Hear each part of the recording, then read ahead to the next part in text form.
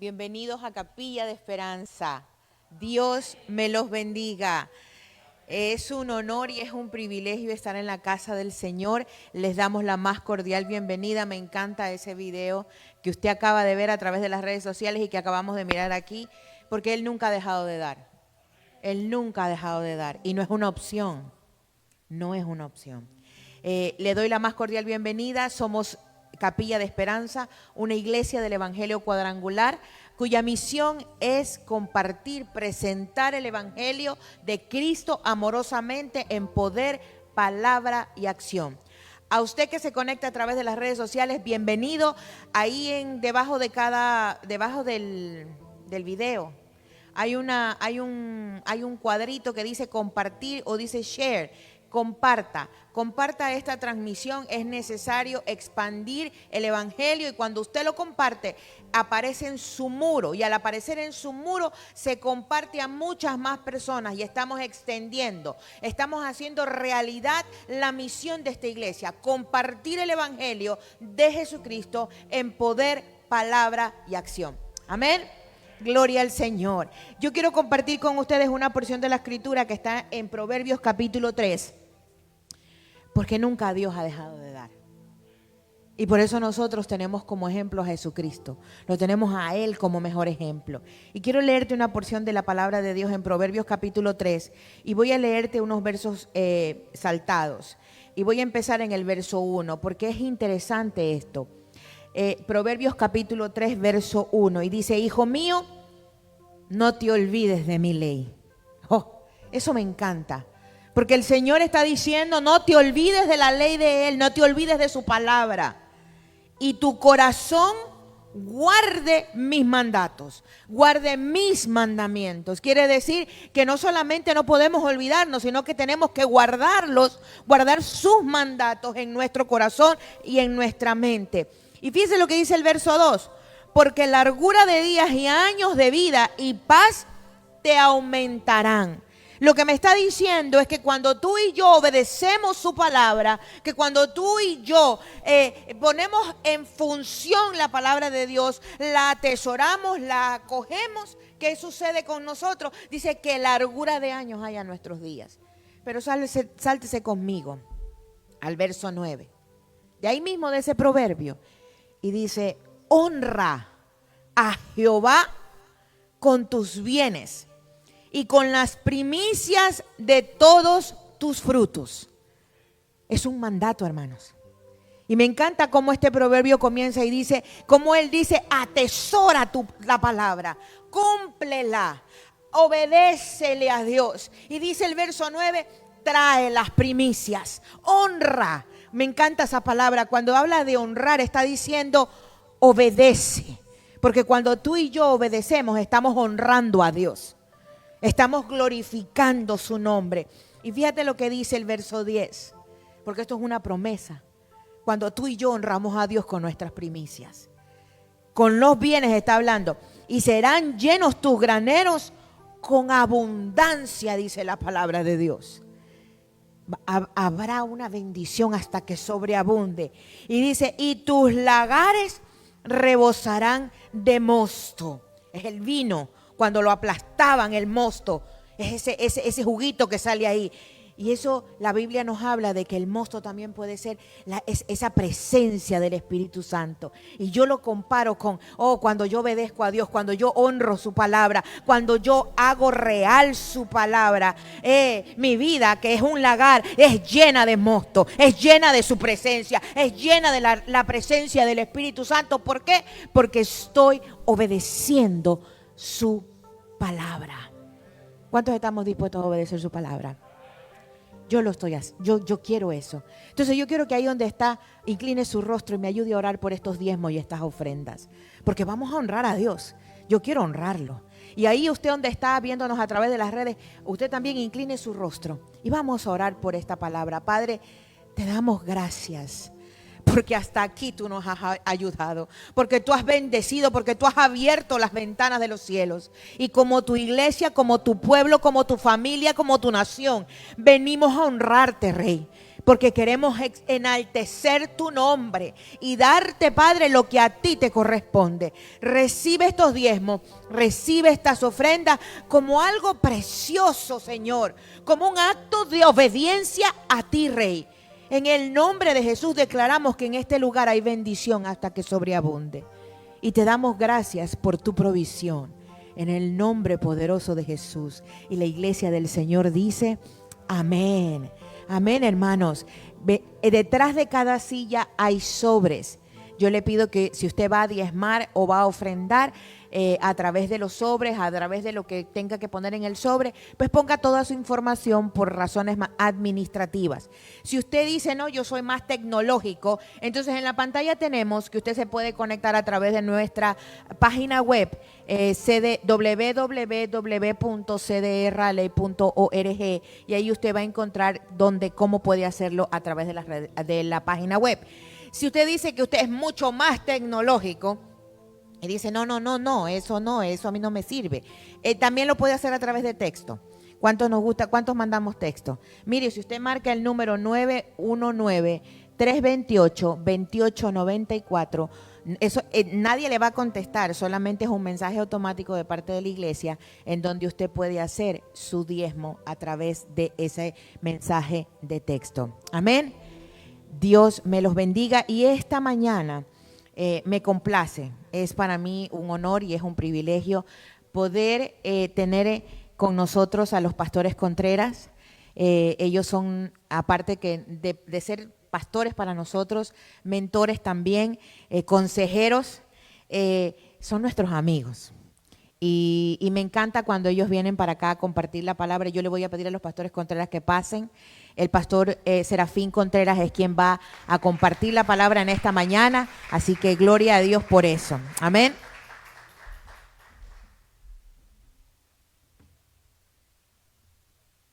Buenos días, familia.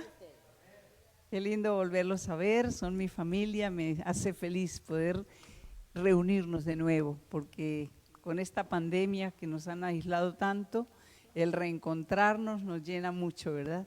Los bendigo, hermanos, les felicito por su fidelidad a Dios, por su fidelidad a sus pastores. Gracias a estos pastores preciosos que Dios puso aquí, que tienen un corazón para Dios y para ustedes. Así que nos gozamos, mi esposo y yo, estar con ustedes, sentirnos en casa. Dios me los siga bendiciendo. Un gran abrazo. Bien, buenos días, amados. Dios es bueno, cada día manifiesta su misericordia para nosotros. ¿Y cuánto? Señor. ¿Cuánto puede decir al Señor, Señor, sin ti mi vida no tiene sentido, pero contigo todo tiene sentido? Porque la verdad es esa, no podemos mirar para otro lado y buscar lo que no tenemos que buscar, porque en el Señor tenemos absolutamente todo. ¿Quieres orar por el que está a su lado? Ponga su manita ahí y ore. Señor, venimos delante de ti en esta mañana para exaltar tu nombre, porque eres el único que puede ser exaltado mañana, tarde y noche. Y queremos exponernos, Señor, como siempre, a lo que es tu palabra, porque es ella la que nos conmueve, es tu palabra la que se guarda en el corazón, cambia nuestra mente y cambia el rumbo de nuestra vida de una manera increíble. Si no fuera por tu palabra, Señor, andaríamos como un barco sin timón, perdidos en el desierto, deseando encontrar un camino y no hallando sino puras encrucijadas. Pero qué bueno es que tu palabra es lumbrera a nuestro camino y nos guía en medio de un mundo de mucha confusión. Pedimos, Señor, que tú seas el que tomes el control de todo y nos exponemos a ti en el nombre de Jesús. Amén. Hace algunos meses mi esposa y yo comenzamos a ver una serie de televisión, de película, no televisión. A lo mejor usted la ha visto, es la historia de la monarquía inglesa, Crown, Corona, ¿no? Crown, la historia de cómo todo eso ha llegado a ser todo un gran espectáculo hasta el día de hoy, cuando el príncipe Harry y su esposa decidieron renunciar a su título y ahora viven aquí en Estados Unidos. Pero una de las cosas que a mí me llamó mucho la atención con esa película es todo el protocolo que hay absolutamente para todo, como lo más importante es guardar la estructura del reinado, esconder todas las cosas posibles que puedan dañar la imagen de los monarcas, ¿no? Y ha sido toda la historia de esa manera, cuidando muy bien, guardando muy bien los secretos, porque lo más importante es la estructura. A mí me encanta saber que el Señor nuestro, Él vino y Él no vino pensando en estructuras. De hecho, ni dejó una estructura para decir esto tiene que ser así, así, así. Solamente dijo, les envío el Espíritu Santo. En otras palabras, el Espíritu Santo es la estructura. Y en esta mañana quisiera, por ser hoy celebrándose la entrada triunfal del Señor a Jerusalén, quisiera hablar sobre las 3 últimas exaltaciones del Señor que están en la Biblia y fueron muy, muy seguidas. En primer lugar, vamos al Salmo 24, versos 7 al 10. Este salmo, los salmos forman parte de una gran historia, porque los salmos usan figuras literarias y expresiones y sentimientos. A mí me encanta el libro de los salmos. De hecho, cada mañana yo me encuentro con David y los demás salmistas, porque yo disfruto el libro de los salmos. Salmo 24 comienza con una figura literaria hebrea que se llama antropomorfismo, donde se le da figura humana a las cosas o a Dios, para poder entenderlo. Entonces dice, alzad, oh puertas, vuestras cabezas. Las puertas no tienen cabezas, tienen manija, pero cabezas no. Eso es un antropomorfismo. Le da figura a las puertas humanas, figuras humanas. Alzad, oh puertas, vuestras cabezas, y alzaos vosotras, puertas eternas, y entrará el Rey de gloria. ¿Quién es este Rey de gloria? Jehová el fuerte y valiente, Jehová el poderoso en batalla. Alzad, oh puertas, vuestras cabezas, y alzaos vosotras, puertas eternas, y entrará el Rey de gloria. ¿Quién es este Rey de gloria? Jehová de los ejércitos, Él es el Rey de la gloria. ¿Cuántos creen que el Señor es el Rey de gloria? Este salmo está como un adelanto a lo que sería la entrada del Señor a Jerusalén, pero también el regreso del Señor a las alturas celestiales cuando fue ascendido. Pero la humildad es lo que más me conmueve del Señor Jesús, porque la humildad es la virtud dada por Dios que nos concede entender que no lo sé todo y no lo tengo todo, y por lo tanto necesito rodearme de gente que tiene lo que yo no tengo y sabe lo que yo no sé. Esa es humildad. El que dice yo lo sé todo, no necesito de nadie, yo sé bandearme en la vida, pobre de ti, porque el Señor Jesús, siendo todo el Señor, se limitó al venir a esta tierra y mostró su humildad. Y la paradoja del Señor, ¿cuál fue? Cuando dijo, aprended de mí que soy manso y humilde de corazón. Note, sabiéndolo todo y teniéndolo todo, se hizo hombre para mostrarnos su amor y decir, en este caso no lo sé todo y no lo tengo todo. En todo su ministerio él nunca se autoproclamó, no hizo publicidad y al hacer milagros decía, no le digan a nadie. No digan, no salgan con el cuento por ahí, cállese. Él no vino a buscar autopromoción. Esa es la genuina y la verdadera humildad. Es lo que Dios quiere de nosotros en medio de un mundo que se autoproclama a sí mismo. Y fue en los últimos días antes de morir y después de resucitar que Él experimentó 3 exaltaciones y todas ellas tienen algo para enseñarnos en esta mañana.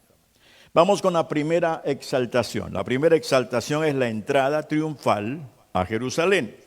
El pasaje está en Marcos 11, 1 al 11, lo voy a leer. Cuando se acercaban a Jerusalén, justo a Betfagé y a Betania, frente al monte de los olivos, Jesús envió 2 de sus discípulos y les dijo: id a la aldea que está enfrente de vosotros, y luego que entréis en ella hallaréis un pollino atado. Pollino es como un asno pequeño, en el cual ningún hombre ha montado. Desatadlo y traedlo. Y si alguien os dijere: ¿por qué hacéis esto?, decid que el Señor lo necesita y que luego lo devolverá. Fueron y hallaron al pollino atado afuera a la puerta en el recodo del camino y lo desataron. Y unos de los que estaban allí les dijeron: ¿qué hacéis desatando el pollino? Ellos entonces le dijeron cómo Jesús había mandado y los dejaron. Y trajeron el pollino a Jesús y echaron sobre él sus mantos y se sentó sobre él. También muchos tendían sus mantos por el camino y otros cortaban ramas de árboles y las tendían por el camino, y los que iban delante y los que venían detrás daban voces diciendo: Hosana, bendito el que viene en el nombre del Señor, bendito el reino de nuestro padre David que viene, Hosana en las alturas. Y entró Jesús en Jerusalén y en el templo, y habiendo mirado alrededor todas las cosas, como ya anochecía, se fue a Betania con los 12. Este es un espectáculo sencillo, pero muy significativo, sabiendo de quién venía. Jesús era el Mesías prometido, y Él había dicho: no promulguen nada, todo tiene su tiempo. No quiero que las cosas se adelanten. En el tiempo de Dios se dará a conocer. Y esa es la primera cosa que el Señor nos está diciendo: es nunca te autoproclames en la vida. Y siempre espere el momento de Dios. Él tenía sí que manifestarse a las multitudes que lo esperaban, y el lugar indicado tendría que ser necesariamente en Jerusalén, la capital del reino. Y tal como lo dijo el ciego Bartimeo, cuando pidió sanidad, dijo: Jesús, hijo de David. El mismo ciego Bartimeo reconoció que él era hijo de la descendencia de David, aquel a quien Dios le había prometido su trono y que sería el heredero de todas las promesas hechas a David. Era un acto en realidad desafiante lo que hizo Jesús. Era desafiante porque los religiosos que lo habían perseguido, los de la estructura religiosa, lo estaban observando. Hasta ese momento no habían encontrado nada que pudiera ser motivo para ellos justificar lo que querían.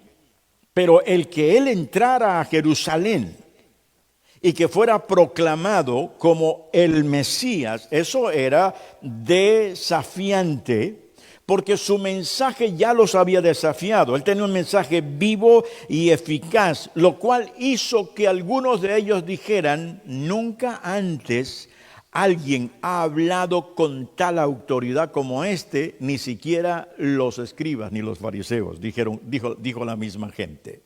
Era un acto de humildad. ¿Por qué? Porque entró en un pollino, no en un caballo de guerra. Él hubiera podido mandar a buscar un caballo de guerra. No, él buscó un pollino. Y es importante porque dijo un pollino que todavía no ha sido montado. ¿Qué significa un pollino que no había sido montado? Significaba 2 cosas. Una, un animal de carga a quien nunca se le ha puesto una carga, rehúsa en el momento en que siente un peso. Y tenía que alguien domarlo. Pero ¿qué dice la Biblia? Que este pollino no se movió para nada, porque aceptó el señorío del Señor Jesucristo. En segundo lugar, porque según la ley judía, un animal que iba a ser dedicado para Dios no debía usarse para ninguna otra cosa. Había que guardarlo porque era para el Señor. Pues este animal había sido dedicado para el servicio a Dios. Lo que nunca se imaginó la gente es que el traer al Señor a Jerusalén era la forma de dedicarse, de expresar la dedicación que Dios había puesto para él.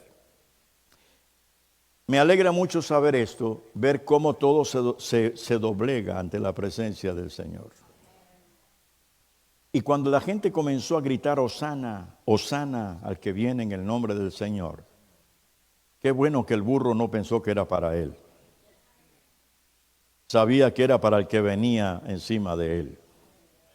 Y esto tiene una lección para nosotros.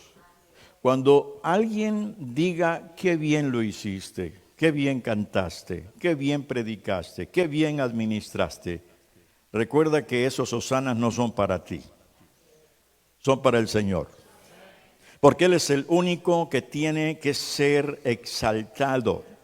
Cuando el Señor dijo que Él era manso y humilde de corazón, la palabra manso se usaba de la misma manera para describir un caballo de guerra. Manso era la descripción de un caballo de guerra que en el fragor de la batalla no le tenía miedo a nada. Pero cuando su amo lo tomaba de la rienda, se dejaba guiar a donde el amo quería. Ahí dejaba de ser caballo de guerra. El Señor está diciendo, yo soy manso y humilde, yo soy guerrero. Yo soy el Dios de la guerra. Yo soy el Dios que hace temblar el infierno. Pero cuando mi Padre me toma, me dejo llevar a donde Él quiere llevarme. Y creo que la llegada de Jesús a Jerusalén nos está diciendo eso. Nunca olvidemos que el Señor es Él. La multitud a la entrada comenzó a gritar, Hosana. En la fiesta de los tabernáculos se solía cantar el Jalel. El Jalel es los salmos 113 hasta el 118. En la fiesta de los tabernáculos se cantaban esos salmos 113 al 118 por uno de los sacerdotes. Y en medio de la lectura que el sacerdote hacía, el pueblo comenzaba a gritar, Hosana, aleluya, el Señor salva, alabado sea el Señor. Pues fue la misma palabra que se usó cuando el Señor entró. La multitud a la entrada triunfal de Jerusalén estaban sin saberlo cumpliendo las palabras de la profecía de los Salmos 113 al 118. El Señor encarnaría la salvación más grande y poderosa para la humanidad, porque Él estaba entrando ahora como Rey. La gran pregunta aplicada a nuestra vida es, ¿estoy cada día dándole la entrada triunfal al Señor en mi vida, en mi familia, en mis negocios, en todas las áreas de mi vida? Porque todos los días deberíamos decirle Hosana al que viene en el nombre del Señor. Pero ¿cuántas veces somos nosotros los señores? Y a veces hasta le damos órdenes a Él. Sáname, llévame, tráeme, cuídame hasta el perro y el gato cuando voy de viaje. Y Él no es siervo de nadie, Él es el Señor. Nosotros somos sus siervos. Salmo 117 dice, alabad a Jehová, naciones todas, pueblos todos, alabadle, porque ha engrandecido sobre nosotros su misericordia y la fidelidad de Jehová es para siempre. Aleluya, hosana. El cumplimiento de la profecía de Zacarías, que está en Zacarías 9:9, se dio allí en entrada de Jerusalén. Alégrate mucho, hija de Sión, da voces de júbilo, hija de Jerusalén. He aquí tu rey vendrá a ti, justo y salvador, humilde y cabalgando sobre un asno, sobre un pollino, hijo de asna. Note, Zacarías hasta dio esa profecía. Se cumplió. Porque todo lo que Dios dice, lo cumple. La primera exaltación fue la entrada triunfal a Jerusalén. Pero esa era la antesala a la segunda exaltación. La segunda exaltación es la cruz. Él fue levantado en una cruz. Y al ser levantado en una cruz, note lo que vamos a encontrar. Mateo 27, 33 al 40. Y cuando llegaron a un lugar llamado Gólgota, que significa el lugar de la calavera, le dieron a beber vinagre mezclado con hiel. Pero después de haberlo probado, no quiso beberlo. Cuando lo hubieron crucificado, repartieron entre sí sus vestidos y echando suertes para que se cumpliese lo dicho por el profeta, partieron entre sí mis vestidos y sobre mi ropa echaron suertes. Y sentados le aguardaban allí. Y pusieron sobre su cabeza su causa escrita, exaltación. Este es Jesús, el Rey de los judíos. Quisieron burlarse, pero dijeron una verdad. El mismo a quien se dijo, Hosana el que viene en el nombre del Señor, ahora está en una cruz. ¿Y qué dice el título? Este es Jesús, el Rey de los judíos. Entonces crucificaron con él a dos ladrones, uno a la derecha y otro a la izquierda. Y los que pasaban le injuriaban meneando la cabeza y diciendo, tú que derribas el templo y en 3 días lo reedificas, sálvate a ti mismo. Si eres hijo de Dios, desciende de la cruz. Y pusieron sobre su cabeza su causa escrita, este es Jesús, el Rey de los judíos. Este fue un evento más que aislado. Estaba unido a la entrada triunfal en Jerusalén, porque fue un asunto de exaltación para perdón de los pecados de toda la humanidad. Es maravilloso saber que el único Dios que describen las mitologías griegas o romanas a las que sea, el único Dios que no busca ser servido, sino que vino a servir, es el nuestro. Y vino a darse por nosotros. Eso lo repite Colosenses, Pablo en Colosenses capítulo 2, verso 3 al 15. Veamos en qué consistió esa exaltación. Porque si no abrazamos esa exaltación, la podemos perder en el camino. Hoy veníamos hablando con mi esposa en el camino y decíamos qué distinto se celebra la Semana Santa ahora de lo que fue cuando éramos niños. Era un tiempo de mucho recogimiento. Religioso, sí, pero había recogimiento. Hasta la música que se transmitía en las radios no era la bachata ni la salsa ni nada de eso. Eso por una semana era música clásica. Y la gente se recogía. Hoy no. Hoy es playa, cerveza, licor, fiesta, y en el que menos se piensa es en el Señor. Pero note lo que dice Pablo en Colosenses capítulo 2, verso 13. Y a vosotros, estando muertos en pecados, dice en pecados, no dice en pecado. En pecados, un montón de pecados teníamos, ¿no? Usted estaba muerto, yo estaba muerto. Y a vosotros, estando muertos en pecados y en la incircuncisión de vuestra carne, os dio vida juntamente con él, perdonándoos todos los pecados. Note lo que dice, estábamos muertos en pecados y él perdonó todos nuestros pecados. ¿Quiénes han recibido ese perdón? Fue un asunto de perdón, pero un perdón genuino, pero fue un asunto de anulación, porque Pablo dice, anulando el acta de los decretos que había contra nosotros que nos era contraria. Había un expediente contra ti y un expediente contra mí. Nadie nos salvaba. El expediente era largo. Y sabe que dice, cuando él entró en Jerusalén, sabía que en cuestión de horas iba a la cruz. ¿Y qué iba a hacer en la cruz?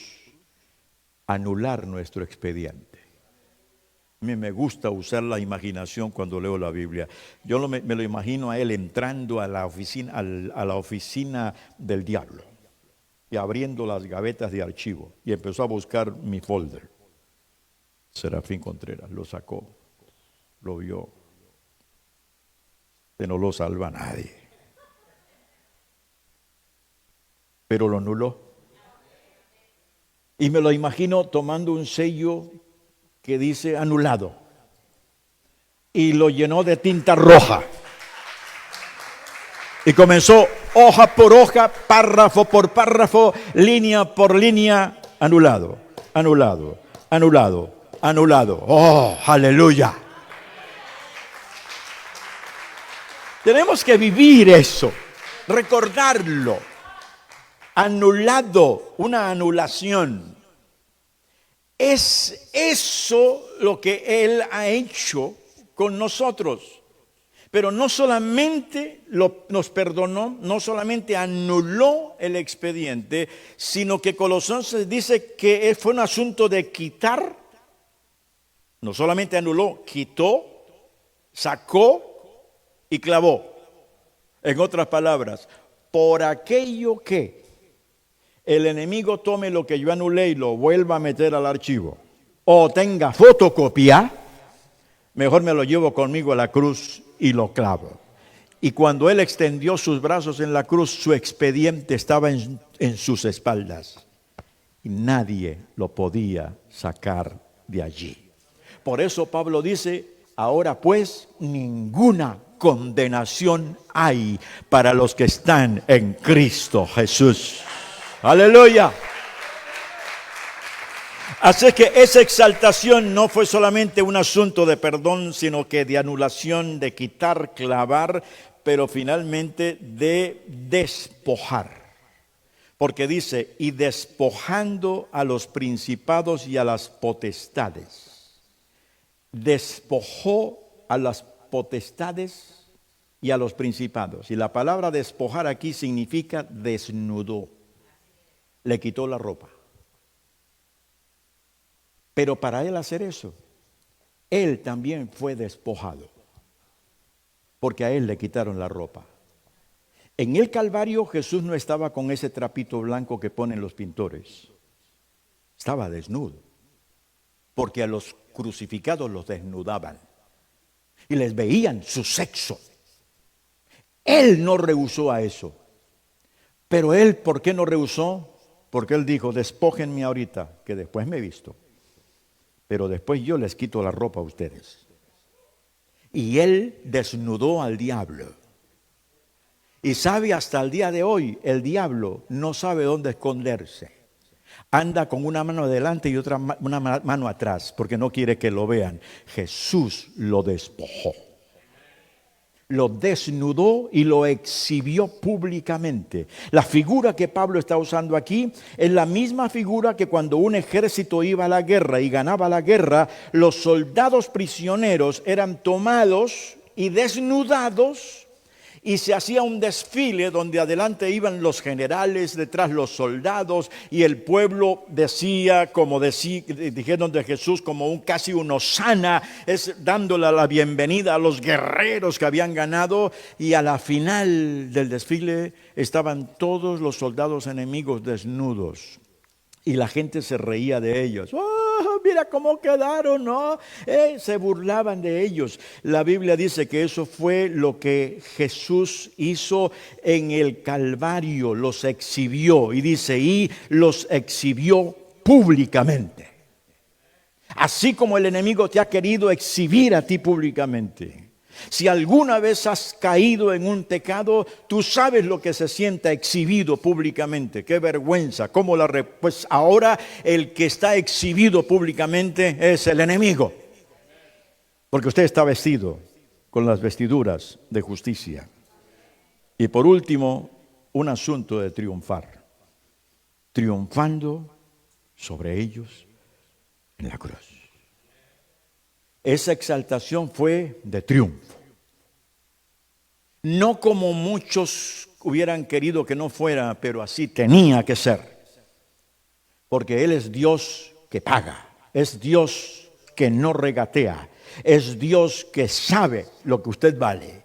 Y dio por ti y dio por mí su sangre. Alto precio. La segunda exaltación fue esa. Fue la exaltación, la primera, seguida de la entrada triunfal, la segunda fue en la cruz. ¿Y fue exaltación? Sí, fue exaltado. Cuando los religiosos creían que lo habían avergonzado, lo que no sabían era, los había vencido. Y había triunfado sobre ellos en la cruz. Y llegamos a la tercera exaltación, la ascensión. Lucas 24, 50 al 53. Y el Señor, después que les habló, ya había resucitado, fue recibido arriba en el cielo y se sentó a la diestra de Dios. Y ellos saliendo predicaron en todas partes, ayudándoles el Señor y confirmando la palabra con las señales que le seguían. Ahora leamos Marcos 16, 19 al 20. Y los sacó fuera hasta Betania, y alzando sus manos, los bendijo. Y aconteció que bendiciéndoles se separó de ellos y fue llevado arriba al cielo. Ellos, después de haberle adorado, volvieron a Jerusalén con gran gozo. Y estaban siempre, no de vez en cuando, no cuando no llovía. Todo el tiempo estaban en el templo siempre, alabando y bendiciendo a Dios. Amén. Y llegó el momento en que el Señor se reúne con sus discípulos, comparte con ellos, compartió varios días con ellos. Es increíble el tiempo que Él gastó con sus discípulos. Luego los bendice y ante los ojos de ellos empieza a subir. Su resplandor y su gloria les hacía brillar el rostro a quienes estaban mirando. Regresó de donde vino, de lo cual Pablo dijo, siendo Dios, no estimó cosa a qué aferrarse, sino que se despojó y tomando forma humana, vino. Y por haberse humillado, Dios lo exaltó hasta lo sumo. Volvió arriba. Y un día volverá. ¿Y a qué volverá? A buscar a su pueblo. Usted y yo. Él no manda un ángel para decirle, vaya y tráigame la novia. Él mismo viene. Y un día estaremos con Él. Mientras tanto, Él está sentado a la diestra del Padre. ¿Haciendo qué? Cuidando de ti, orando por ti al Padre. Todo lo que te pasa, todo lo que me pasa, a Él no se lo informa un ángel. Él lo ve.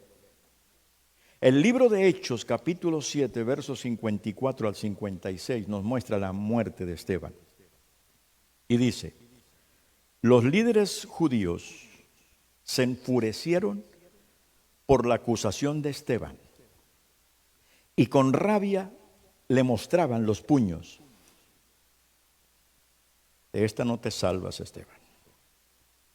No te atreves a hablarnos así. Pero Esteban, lleno del Espíritu Santo, fijó la mirada en el cielo y vio la gloria de Dios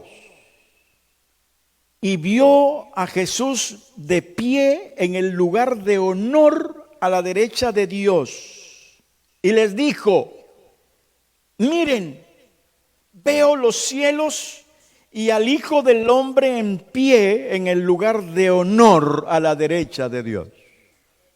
No todas las versiones dicen como esta, porque muchas versiones dicen, y vio al Hijo del Hombre en el trono. Pero esta versión, que es la que se ajusta más al original, dice, lo vio de pie. ¿Y qué significa de pie? Déjeme ilustrarlo de esta manera. Usted puede estar sentado y cuando las cosas que pasan son rutinarias, usted lo ve todo sentado. Pero cuando hay algo que se sale de lo rutinario, usted dice, no puede ser. Y creo que fue lo que el Señor hizo y por eso Esteban lo vio de pie. Sabía que Esteban iba a ser apedreado y iba a morir. En primer lugar, el Señor está mirando a Esteban. Y en segundo lugar, yo creo, la Biblia no lo dice, pero yo lo digo, me lo imagino. Creo que dos razones por las cuales el Señor se paró. Una, porque estaba tan interesado en lo que le pasaba a Esteban como está tan interesado en lo que te pasa a ti. Cuando tú pasas por una prueba, cuando tú pasas por un momento difícil, Él no está ahí mirando el show, no, Él está interesado. Y llega un momento en que dice, Padre, como le dijo a Pedro, te han pedido para zarandearos como a trigo, pero yo he rogado al Padre que tu fe no falle. Y creo que el Señor estaba diciendo, Padre, que hasta el último momento la fe de mi siervo Esteban no falle. Y la segunda razón por la que yo creo que se paró fue porque dijo, ya viene y lo voy a recibir. Y no lo voy a recibir sentado, lo voy a recibir de pie. Y cuando Esteban entró al cielo, Jesús lo abrazó y le dijo, bienvenido a casa. Te estaba esperando. Oh, amado, eso tiene que conmovernos. Saber que Él ha dicho, yo estaré contigo todos los días hasta el fin del mundo. No te dejaré ni te desampararé. Por eso es que cuando uno aprecia lo que Él ha hecho y sigue haciendo por nosotros y lo va a seguir haciendo, llega un momento en que uno se comienza a desprender de las cosas de acá. Creo que con esta crisis mundial que se ha vivido, el Señor nos está llevando a desprendernos de todo, pero Él sabe que hay una cosa de la cual ni tú ni yo nos podemos desprender, es de su amor y de su misericordia. Y llega un momento en que por apreciar tanto las cosas de Dios y soltarlas de aquí, no significa ser irresponsable, sino no abrazarlas. Las tengo, las disfruto y las hago, pero no son mías. Lo mío es Él. Llega un momento en que uno comienza a sentir nostalgia. ¿Qué es nostalgia? Nostalgia viene de dos palabras griegas. Nostas, dolor. Nostas, regreso a casa. Y algos, dolor. Nostalgia significa dolor por volver a casa. Lo que usted siente cuando dejó su país, algún momento, ¿verdad? Usted quiere volver a casa para estar con su familia, nostalgia. Pero en materia de Dios, hay momentos en que yo tengo nostalgia y tengo ganas de estar en casa. Y cada vez que veo las noticias de este mundo, digo, ¿cuántas ganas tengo de estar en casa? ¿Por qué? Porque esto ya está perdiendo calidad. Pero tengo que estar aquí porque hay algo que hacer. Pero de que tengo nostalgia, tengo nostalgia. Dolor por volver a casa.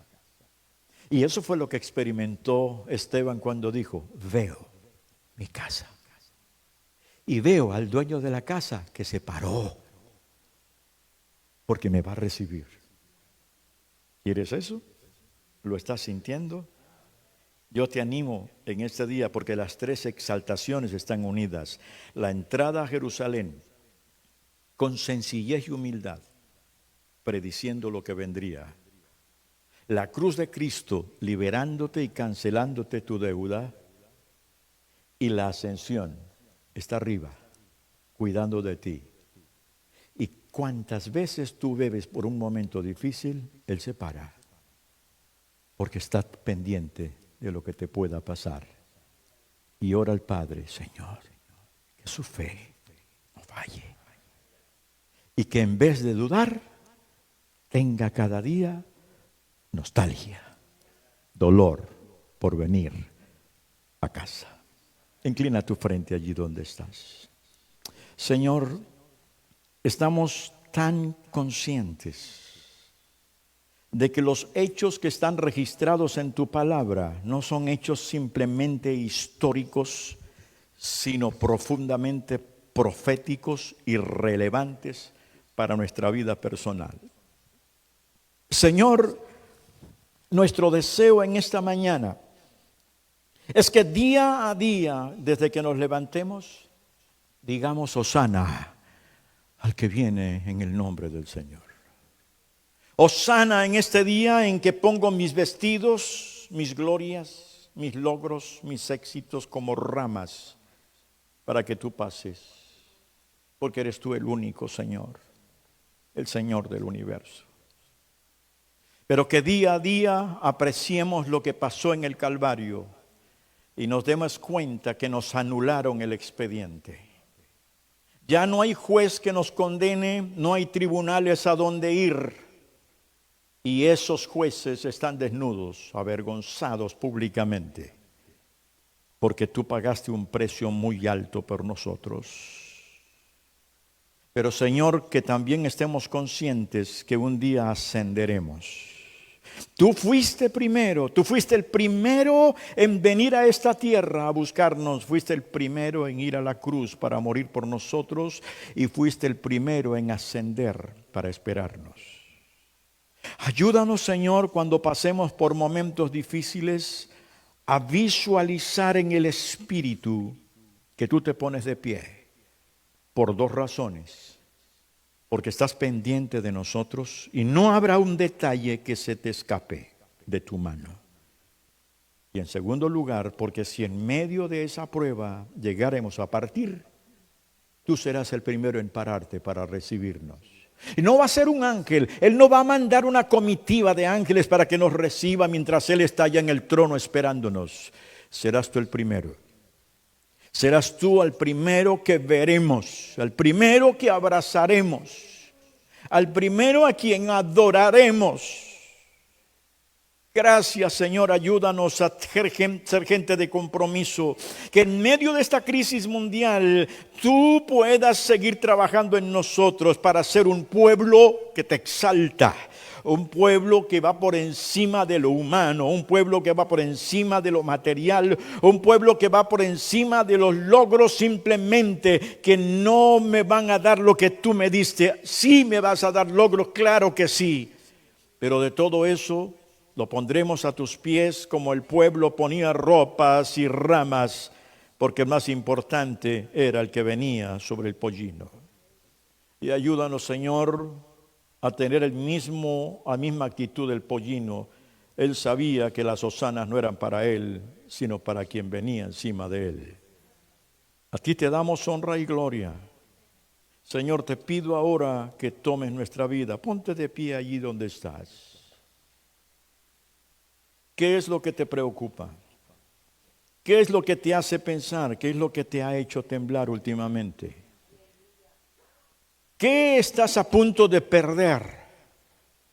¿Qué es lo que crees que no puedes integrar? ¿Cómo puedes abrazar lo que Dios te ha dado? Preséntate tú mismo en esta mañana delante del Señor y dile: Señor, quiero que de aquí en adelante tú seas exaltado en mi vida.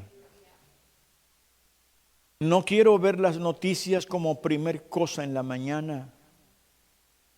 Quiero exaltarte a ti como lo primero en la mañana. No quiero dejarte para hablar contigo corriendo en la noche antes de dormir. Quiero hablar contigo cada mañana. Quiero verte en medio de cada circunstancia de la vida. Quiero honrarte. No es acerca de mí, es acerca de ti. Ayúdame a ser parte de un pueblo, el mismo pueblo que en el libro de Apocalipsis dirán: santo, santo, santo, digno es el Cordero. Y dice tu palabra que será de toda lengua y de toda nación. Levanta tu voz y dile hosana al que viene. Dígale: gracias, Señor. Te exalto en esta mañana. Te exalto en esta mañana. Te adoramos en esta mañana. Gracias porque eres el único. Los demás gobiernos caen, pero el tuyo permanece para siempre. Nadie te podrá derribar. No importa las leyes que aprueben. No importa los mecanismos que usen. Todo se pulverizará, como lo dice el libro de Daniel, y la estatua se caerá. Y lo que fue una simple piedra que cayó en los pies se convertirá en un gran monte, el monte de Sión, donde tú gobernarás. Lo ponemos todo en tus manos. A ti te honramos y te glorificamos. Exaltado eres. Lo fuiste a la entrada de Jerusalén, lo fuiste en el Calvario y lo fuiste en la ascensión, y cada día lo serás en mi vida, en el nombre de Jesús. Amén.